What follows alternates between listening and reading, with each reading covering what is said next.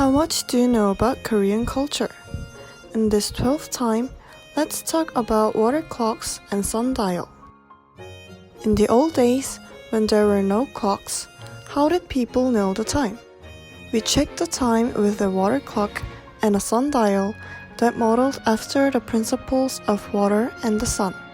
The sundial is the most primitive clock invented by humans. Starting with knowing the time by looking at the shadow of the tree, it gradually developed into a complex device.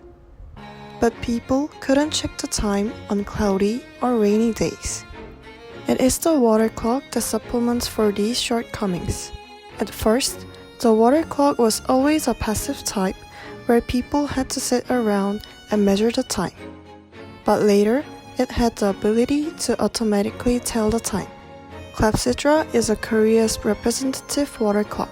Sejong instructed, make a water clock that tells you the time by itself without a person to read each scale.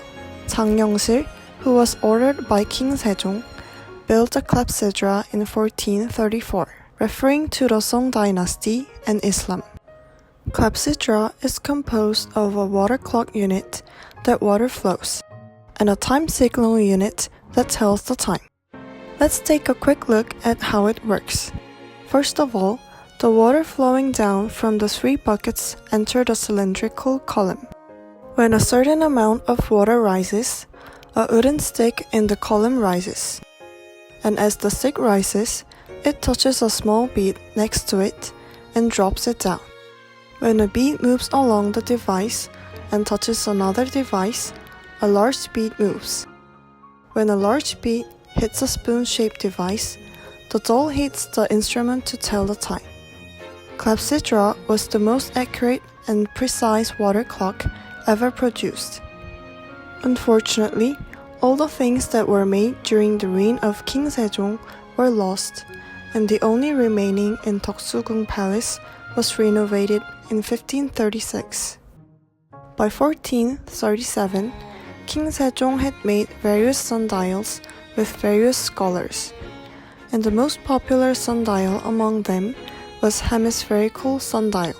It was produced by Icheon and Jang Yong-sil by King Sejong in 1434, and it is characterized by a hemispherical concave shape, considering that the length of the shadow varies with time. In this way, hemispherical sundial was installed in two places near Haejong Bridge and Jongmyo, so that the people could know the time as they pass by. The shadowing needle is directed toward the North Star, with 7 vertical lines representing a timeline and 13 horizontal lines representing a solar term line. Because the altitude of the sun varies from season to season, the change in the length of the shadow in the line shows the change in the 24 solar terms. Although there are no hemispherical sundial made during the reign of King Sejong, there are many hemispherical sundial made from the 17th century to the end of 19th century, indicating that the tradition continued until the late Joseon dynasty.